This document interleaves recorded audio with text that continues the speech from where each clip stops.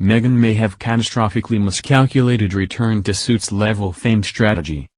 Meghan Markle and Prince Harry may have made a significant error by reverting back to the Duchess' PR tactics from when she was an actress on Suits, a commentator claimed. Meghan and Harry's interview with Oprah Winfrey continues to be a cause of concern for the royal family and its reputation. The couple went completely against the unofficial mantra of the monarchy and discussed their personal lives in detail, while putting the palace and individual royals in the firing line. Some fear the Sussexes have now scuppered any chance of a future reconciliation with the royals, while others believe that the interview showed how their brand would now be focused towards the U.S., and help their transition into the Hollywood elite. The pair have certainly aligned themselves with those in the upper circles of U.S. fame, such as former President and First Lady, Barack, and Michelle Obama. Like the beloved couple who used to occupy the White House, the Sussexes have launched their own Spotify podcast and secured a lucrative deal with Netflix since leaving the royal family.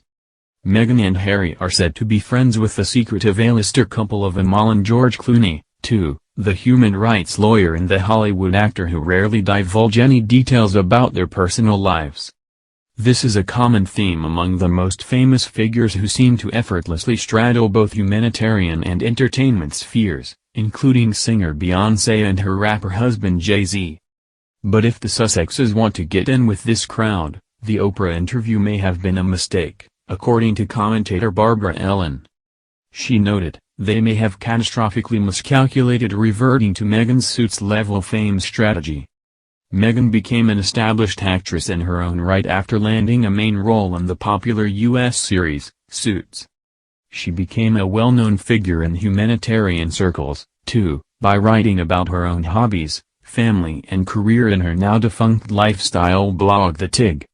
Meghan also revealed key details about her life during celebrity sit-down interviews, akin to her intimate conversation with Oprah. Throughout 2015 in particular, she repeatedly took to daytime TV programs to discuss her lifestyle blog and how all her dreams had come true with regards to her career. She was even quizzed over which royal she preferred, Prince Harry or Prince William, months before she had met either of them. She also wrote candidly in Darling magazine about how she once found auditions unapologetically impossible and how it was difficult to find my value in an industry that judges you on everything that you're not versus everything that you. Meghan made several similar revelations on her lifestyle blog. Ms. Ellen describes this technique as push, publicize, repeat. The commentator continued, when, oh, the irony, the royal family's oft maligned, tightly buttoned never complain, never explain reserve would have far better endeared them to the elite circles the wish to join. They say you should dress for the job you want, and perhaps, exposure-wise, the Sussexes should have maintained self-control for the social position they want. But, writing in The Observer after the interview aired, Ms. Ellen claimed, it's a bit late now. However, that may not have been the couple's primary objective when it came to managing their status in the aftermath of the interview. After all, their popularity has skyrocketed in the U.S. A Morning Consult poll of U.S. adults saw the proportion of respondents with a favorable view of the Duchess increase from 45% to 67% after the interview. Harry's ratings also shot up, jumping from 46% support to 69%. As Josh Glancy of the Sunday Times noted, first the impact officer job, now the Aspen misinformation gig. Increasingly the Oprah interview looks less like a moral reckoning for the Windsors and more like the beginning of an organized PR rollout for the Sussexes.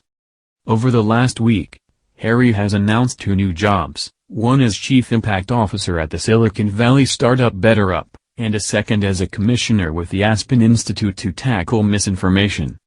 On Monday, the couple announced they were shaking up their new vehicle, Archewell. Their former director, Catherine St. Laurent, has stepped back into a senior advisory role. She is being replaced by James Holt, the Sussexes' former spokesperson in the UK. With this wave of news coming on the interview, the couple's US-based brand is definitely growing. Commentator Marlene Koenig even told Express.co.uk, "There is an element of the US population who think, 'You hurt our girl.'" She continued, "They definitely support Meghan, but I think right now, I am not convinced Meghan and Harry are going to keep quiet about this." In the US, a morning consult poll of US adults saw the proportion of respondents who favor the view of the Duchess increase from 45% to 67% after the interview. Harry's ratings also shot up, jumping from 46% support to 69%. As Josh Clancy of the Sunday Times noted, first the impact officer job, now the Aspen misinformation gig.